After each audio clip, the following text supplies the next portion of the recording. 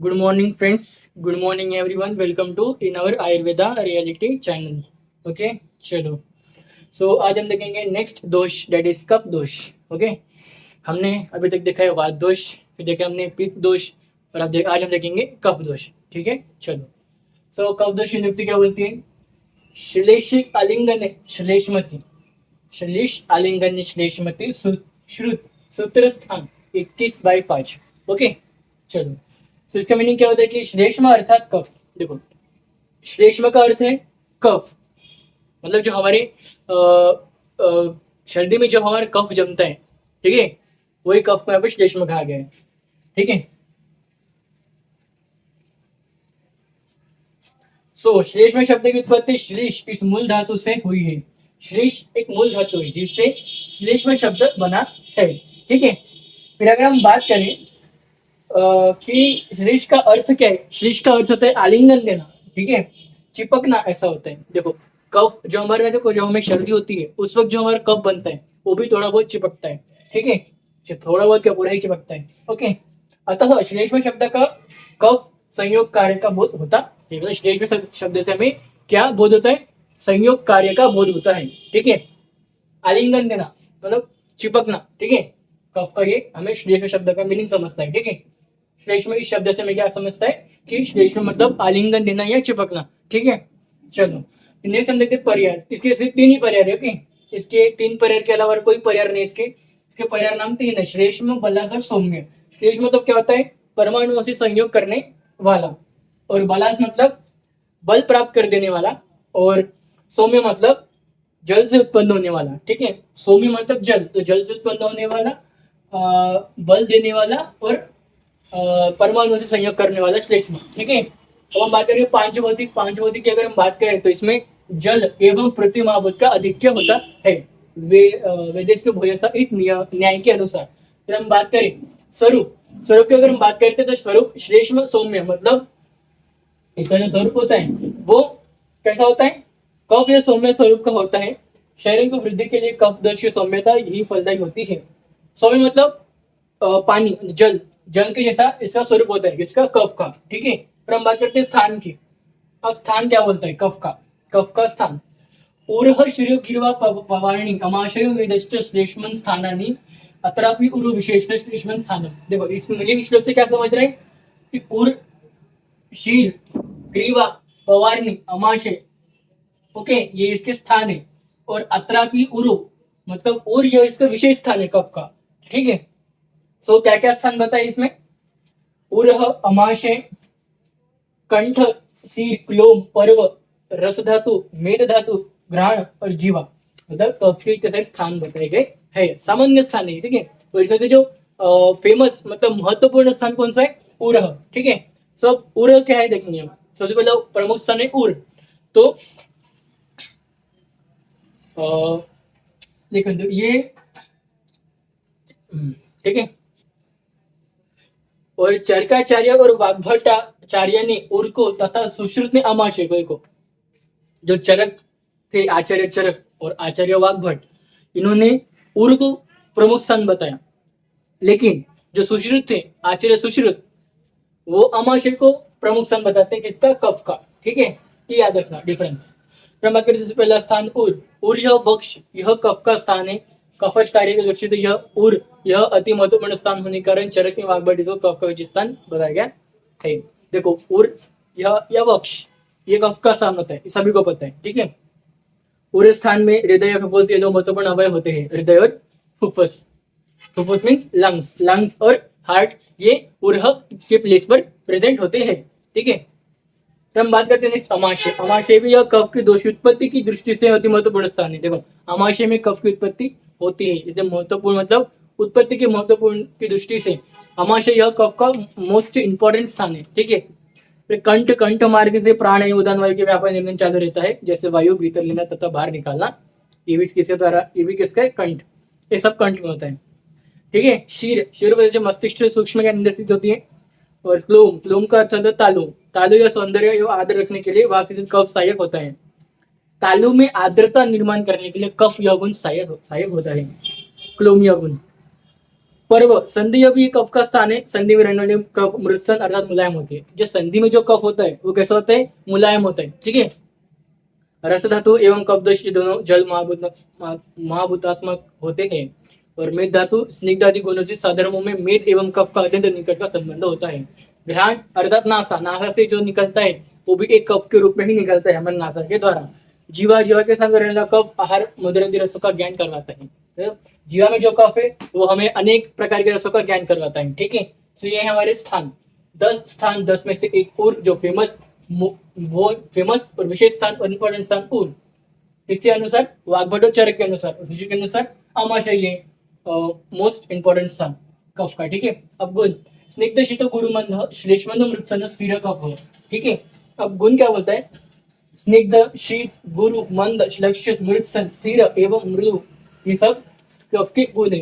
स्निग्ध मतलब लेखनी स्निग्ध, इसका सूत्र है, मतलब स्निग्ध गुण से शरीर को स्नेहन होता है। जो स्निग्ध गुण है इससे शरीर का क्या होगा, स्नेहन होगा, ठीक है। फिर हम बात करें शीत, स्तंभने शीत, मतलब शीत स्तंभन का कार्य करेंगे, मतलब गति का जितने भी गति को मेंटेन करना है, कैसे काम रहेगा, शीत गुण का। बॉडी के मूवमेंट्स हो, गति को मेंटेन करने का काम कौन करता है, शीत गुण। गुरु, गुरु मीन्स द्रव्यस्य बृहणे कर्मणि शक्ति सह गुरु, कफ के गुरु गुण से शरीर को गुरुता आती है। गुरु मीन्स भारी, ओके।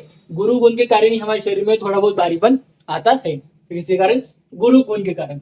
फिर मंद, शमनी मंद, कफ का मंद गुण या पित्त के तीक्ष्ण गुण के विपरीत है, ठीक है। तीक्ष्ण गुण से शोधन होता है तथा मंद गुण से शमन होता है।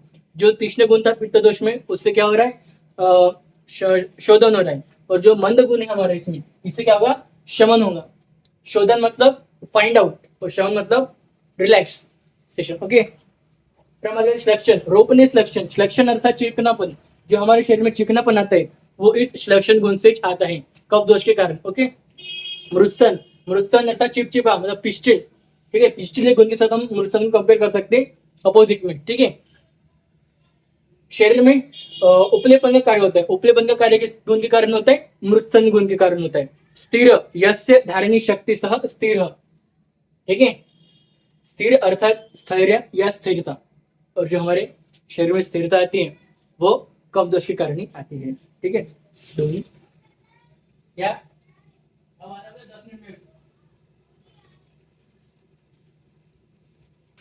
Sorry for disturbance. So okay, स्थिर यस्य धारणी शक्ति सह स्थिर, मतलब स्थिर अर्थात स्थैर्य या स्थिरता, ठीक है।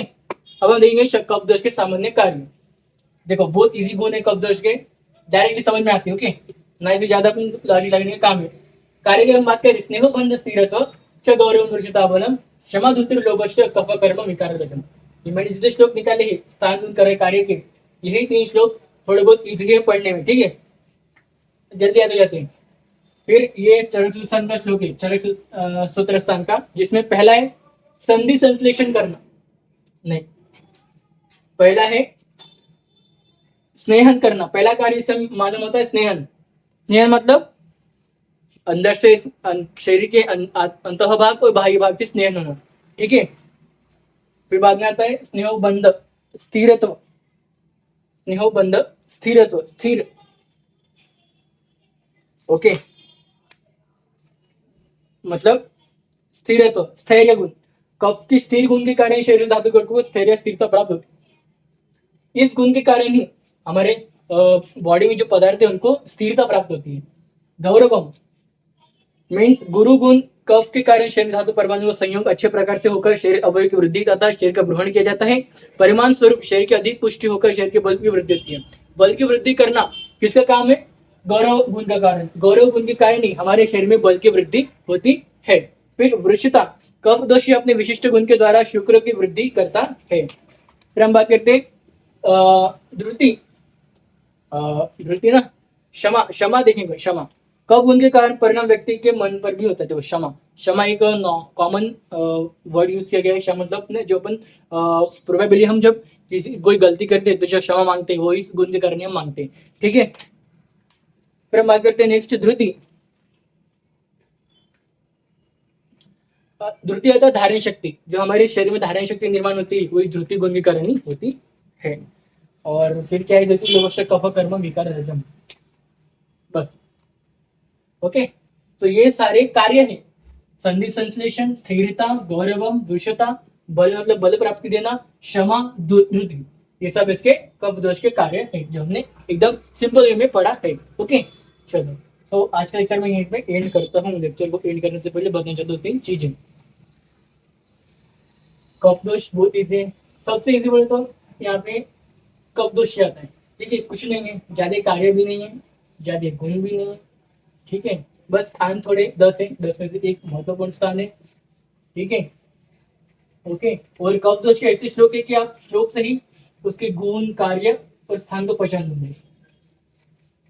जितने श्लोक में बताए गए स्थान, गुण, कार्य आप आराम से निकाल देंगे एक ही बार में। इसलिए कफ दोष इजी लगता है मुझे।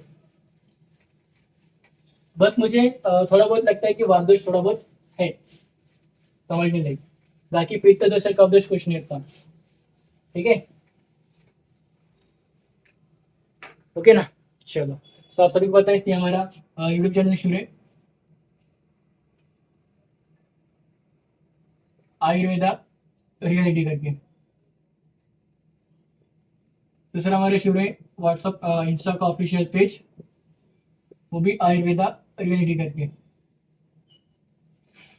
तीसरा हमारे शुरू है व्हाट्सअप का group BAMS first year notes and lectures. चौथा हमारा शुरू है टेलीग्राम का चैनल, उसका भी नाम सेम है। ओके, सो आज सही पता है यूट्यूब चैनल में डेली लेक्चर चलता हूँ, क्या करने का, लाइक करने का, सब्सक्राइब करने का, फ्रेंड्स को शेयर करने का। ठीक है, फिर इंस्टा में लेक्चर्स के अपडेट्स आते हैं, व्हाट्सअप और टेलीग्राम में daily video link of lectures आपके नोट्स आते रहते हैं, और व्हाट्सअप में यहाँ पे डाउट को डिस्कस करता हूँ तभी के तभी। ठीक है, सो जाके ज्वाइन कर लो फटाफट। इन सबके लिंक्स आपको इस वीडियो के डिस्क्रिप्शन बॉक्स में मिल जाएंगे। ओके, चलो, सो थैंक यू।